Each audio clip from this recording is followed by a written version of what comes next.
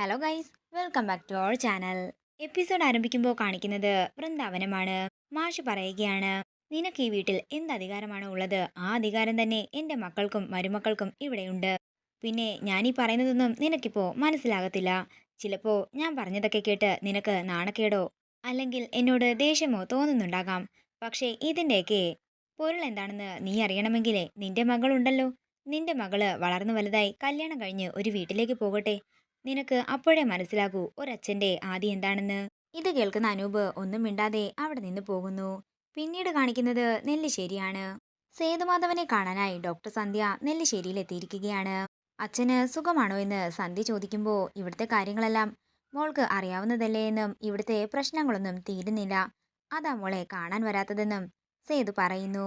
നീ എന്താ ഹോസ്പിറ്റലിൽ പോകാൻ തുടങ്ങിയില്ലേ എന്ന് സേതു ചോദിക്കുമ്പോൾ അതിനെക്കുറിച്ചൊന്നും ആലോചിച്ചിട്ടില്ലെന്ന് സന്ധ്യ പറയുന്നു. എന്നാലേ ആലോചിക്കണം, എന്നിട്ട് ഹോസ്പിറ്റലിൽ പോകാം എന്നുള്ള തീരുമാനവും നീ തന്നെ എടുക്കണം.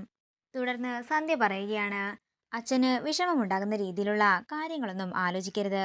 അറിയാലോ, അച്ഛൻ്റെ ആരോഗ്യകാര്യമൊക്കെ അച്ഛൻ തന്നെ നോക്കണമെന്ന് സന്ധ്യ പറയുമ്പോൾ സേതു പറയുകയാണ്, ആയുസ് അല്പം കൂടുതലാ മോളെ.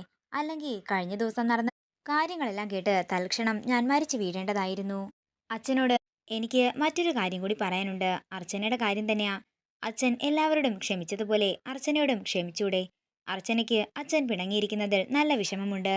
ഒരച്ഛൻ്റെ സ്നേഹവും വാത്സല്യവും എല്ലാം കൊടുത്തിട്ട് പെട്ടെന്ന് അത് കൊടുക്കാതാകുമ്പോഴുള്ള സങ്കടം. ഉണ്ടായിരുന്ന സ്നേഹം ഇല്ലാതാകുമ്പോഴല്ലേ അച്ഛാ തകർന്നു പോകുന്നത്. ഈ കാര്യത്തില് അർച്ചന തികച്ചും നിരപരാധിയാണ്. സന്ദീപിന്റെയും ആതിരയുടെയും കൂടെ നിന്നു, അത് ശരി തന്നെയാ. പക്ഷേ കാര്യങ്ങളെല്ലാം ഇത്രയും പ്രശ്നത്തിലാകുമെന്ന് അവളും കരുതിയില്ല. എന്തും പറയാനുള്ള സ്വാതന്ത്ര്യമാ ഞാൻ അവൾക്ക് കൊടുത്തത്. എന്നിട്ടോ അവളുടെ ഭർത്താവടക്കം എല്ലാവരെയും അവള് വിഡ്ഢിയാക്കുകയല്ലേ ചെയ്തത്. അതിന് അവൾക്ക് എന്ത് കാരണമാ പറയാനുള്ളത്? എന്താണെങ്കിലും എനിക്ക് അർച്ചനയോട് ഒരിക്കലും ക്ഷമിക്കാനാകില്ല. നീ വന്ന് പറഞ്ഞിട്ട് പോലും എന്നെക്കൊണ്ട് അത് സാധിക്കുന്നില്ലെങ്കിൽ അത് എന്റെ മനസ്സിലേൽപ്പിച്ച മുറിവിന്റെ ആഴം തന്നെ നീ ഒന്ന് ഓർത്തു നോക്ക്. അർച്ചനയുടെ ഒരു കാര്യവും കേൾക്കാൻ ഞാൻ ഇഷ്ടപ്പെടുന്നില്ലെന്നും സേതു പറയുന്നു. പിന്നീട് കാണിക്കുന്നത് പത്രം വായിച്ചുകൊണ്ടിരിക്കുന്ന അവന്തികയാണ്. അതേസമയം അനഘ അവന്തികയുടെ അടുത്തേക്ക് ചെല്ലുകയാണ്. ഇവിടെ നടക്കുന്ന എന്തെങ്കിലും കാര്യങ്ങള് ചേച്ചി അറിയുന്നുണ്ടോ? അതൊന്നും പത്രത്തിലില്ലെന്ന് അവന്തിക പറയും. അനഘ പറയുകയാണ്, അതെ, ഡോക്ടർ സന്ധ്യ വന്നിട്ടുണ്ട്. അവൾ എന്തിനാ ഇപ്പൊ വന്നത് എന്ന് അവന്തിക ചോദിക്കുമ്പോൾ അനഘ പറയുകയാണ്, കാര്യമൊന്നും എനിക്കറിയില്ല. ആ സേതുമാധവന്റെ മുറിയിൽ കയറി എന്തൊക്കെയോ സംസാരിക്കുന്നത് കേട്ടു. പിന്നെ ദേ ഇപ്പോ സ്നേഹയോട് സംസാരിച്ചു കൊണ്ട് നിൽപ്പുണ്ട്. അതിന് നിനക്കെന്താ? അവൾ ഇവിടെ ഇടയ്ക്കിടയ്ക്ക് വരാറുള്ളതല്ലേ. എനിക്ക് അങ്ങനെ എന്താണെങ്കിലും തോന്നുന്നില്ല.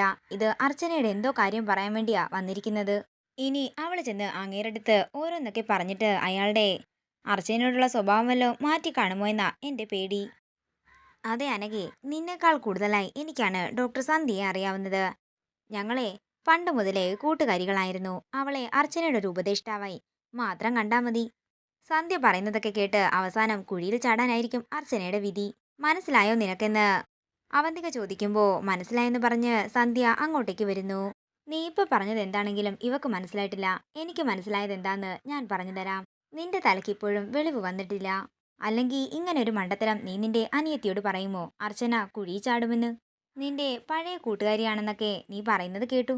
അതുകൊണ്ട് ഞാൻ പറയുക അവന്തികെ, അർച്ചന നിന്നെ പൂട്ടും. നീ എന്താ എന്നെ പേടിപ്പിക്കാൻ ഇറങ്ങിയിരിക്കുകയാണോ? നിന്നെ കൊണ്ടും അർച്ചനെ കൊണ്ടും ഇനി ഒന്നും സാധിക്കില്ലെന്ന് എനിക്ക് നന്നായി തന്നെ അറിയാം. പിന്നെ എനിക്കൊരു കഷ്ടകാലം വന്നാലേ അത് ഈ വീട്ടിലെ എല്ലാവരുടെയും കഷ്ടകാലമായിരിക്കും.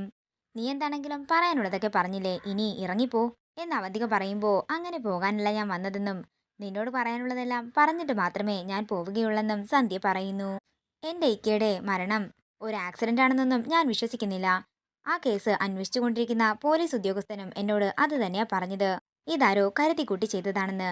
അങ്ങനെ ഞാനൊരു അന്വേഷണത്തിനിറങ്ങി അവസാനം അത് നിന്റെ മുന്നിലാണ് വന്ന് നിൽക്കുന്നതെങ്കിൽ ഞാൻ നിന്റെ തോളിൽ കൂടി ഒന്നുകൂടി കൈയിടും. അതെന്തിനാണെന്ന് നിനക്കറിയാമോ?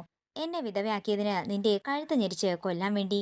ഇത് കേൾക്കുന്ന അവന്തിക പരിഭ്രാന്തിയോടെ സന്ധ്യയെ നോക്കുമ്പോൾ സന്ധ്യ പറയുകയാണ്, അങ്ങനെ എങ്ങാനും തെളിഞ്ഞാൽ ഈ സന്ധ്യയുടെ മറ്റൊരു മുഖമായിരിക്കും നീ കാണാൻ പോകുന്നത്. എന്റെ ചേച്ചിയെ ഭീഷണിപ്പെടുത്താൻ മാത്രം നിങ്ങൾ ആരാണെന്ന് ചോദിച്ച് സന്ധ്യയ്ക്ക് നേരെ അനഘ ചെല്ലുമ്പോൾ സന്ധ്യ പറയുകയാണ്, അതെ, നിന്റെ ചാട്ടമൊക്കെ നിന്റെ ചേച്ചീൻ്റെ അടുത്ത് മതി. എൻ്റെ അടുത്ത് കൂടുതൽ കളിച്ചോണ്ട് വന്നാലേ നിന്റെ കർണക്കുറ്റി അടിച്ച് ഞാൻ പോകച്ചിട്ടേ ഇവിടുന്ന് പോകൂ. ഇത് കേൾക്കുന്ന അവന്തികയും അനഘയും തലകുനിച്ച് നിൽക്കുമ്പോൾ സന്ധ്യ പുറത്തേക്ക് പോവുകയാണ്. അതേസമയം മീര സന്ധ്യയ്ക്കുള്ള ചായയുമായിട്ട് വരികയാണ്. ആതിര എവിടെയെന്ന് ചോദിക്കുമ്പോൾ ആതിരയെ വിളിച്ചിട്ട് വരാമെന്ന് പറഞ്ഞ് മീര മുറിയിലേക്ക് പോകുന്നു.